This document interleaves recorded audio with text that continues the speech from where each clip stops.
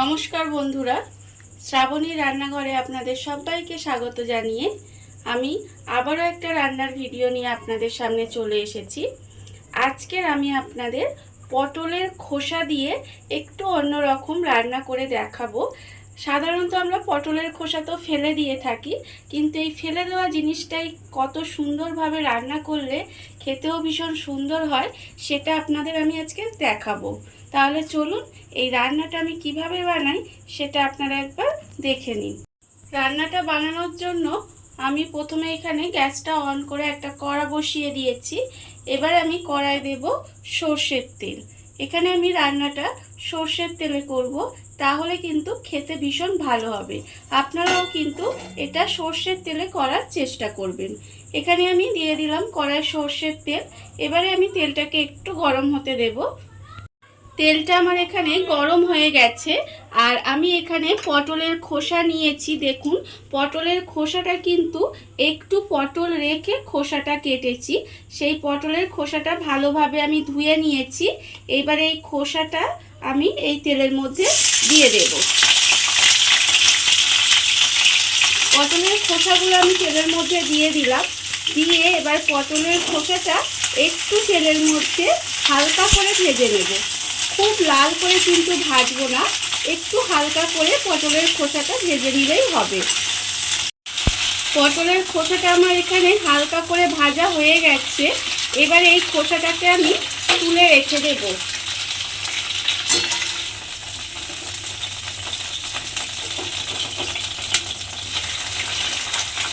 এইভাবে কিন্তু তেলটা ছেঁকে নিয়ে পটলের খোসাটা আমি আলাদা করে এখানে তুলে রেখে দিলাম।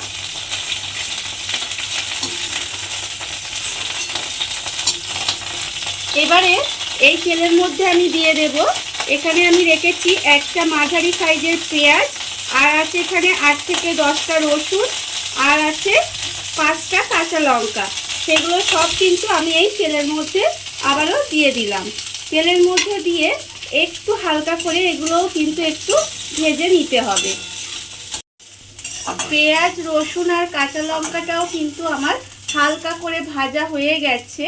এবারে আমি এই পেঁয়াজ, রসুন আর কাঁচা লঙ্কাটাকেও কিন্তু আমি তুলে রাখব। পটলের খোসাটা আর এখানে পেঁয়াজ, রসুন আর কাঁচা লঙ্কাটা ভেজে নিয়ে আমি কিন্তু একটু ঠান্ডা করে নিয়েছি। এইবারে আমি এরকম একটা মিক্সিং জার নিয়ে নিয়েছি। জারের মধ্যে আমি দিয়ে দেব এখানে পটলের খোসাগুলো।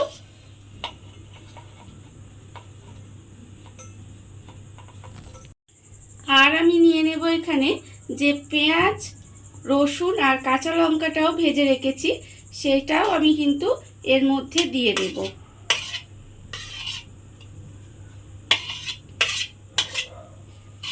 এর মধ্যে দিয়ে দিলাম।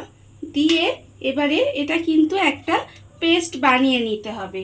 আপনারা যদি পারেন তাহলে কিন্তু এটা যদি শিলে বেটে নেন তাহলে কিন্তু এটা খেতে আরও বেশি ভালো হবে। আমি এখানে মিক্সিতে পেস্ট করে নিচ্ছি। আপনারা যদি পারেন তাহলে কিন্তু এটা শিলে বেটে নিতে পারেন। পটলের খোসাটা আমি এখানে পেস্ট করে নিয়েছি, আর অন্যদিকে গ্যাসটা অন করে আবারও কিন্তু কড়াটা বসিয়ে দিয়েছি। এবারে আমি কড়ার মধ্যে আবারও কিন্তু সর্ষের তেল দিয়ে দেব। এখানে তেলটা আমার একটু বেশি লাগবে, প্রায় 3 চামচের মতো সর্ষের তেল আমি এখানে দিয়ে দিলাম। এবারে তেলটাকে আমি আবারও একটু গরম হতে দেব। তেলটা আমার গরম হয়ে গেছে। এইবারে আমি এর মধ্যে দিয়ে দেব অল্প একটু কালো জিরে ফোড়নে দিয়ে দেব। কালো জিরেটা আমি এখানে একটু নেড়ে চেড়ে নেব। তারপরে আমি এর মধ্যে দিয়ে দেব যে পেস্টটা আমি বানিয়ে রেখেছিলাম, সেই পেস্টটা কিন্তু এই তেলের মধ্যে সব দিয়ে দেব। তেলের মধ্যে পটলের খোসার পেস্টটা আমি দিয়ে দিয়েছি। এবারে এটাকে একটু নেড়ে নেড়ে কিন্তু আমাকে একটু ভাজা ভাজা মতো করে নিতে হবে। প্রায় মিনিট 5 ধরে কড়ার মধ্যে একটু নেড়ে নেড়ে ভেজে নিয়েছি। এইবারে আমি এর মধ্যে দিয়ে দেব আন্দাজ মতো নুন। এখানে আমি আন্দাজ মতো নুন দিয়ে দিলাম, আর আমি দেব 1/4 চামচ মতো একটু হলুদ গুঁড়ো, আর দেব 1/4 চামচ মতো লঙ্কার গুঁড়ো।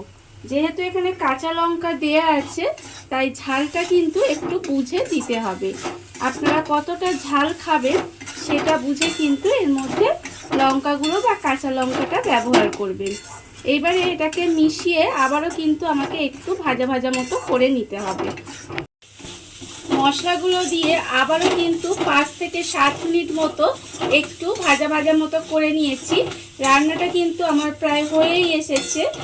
আর এবারে আমি এর মধ্যে দিয়ে দেব 3টে চেরা কাঁচা লঙ্কা, আর আমি দিয়ে দেব ওপর থেকে 1 চামচের মতো একটু সর্ষের তেল দিয়ে আবারও কিন্তু এটা একটু নেড়ে চেড়ে নিলেই কিন্তু রান্নাটা আমার রেডি হয়ে যাবে। দেখুন বন্ধুরা, ফেলে দেওয়া জিনিস দিয়ে কত সুন্দর একটা রেসিপি তৈরি হয়ে গেছে। বাড়িতে থাকা অল্প উপকরণেই কিন্তু এটা তৈরি হয়ে যায়, আর খেতে কিন্তু এটা ভীষণ ভালো লাগে।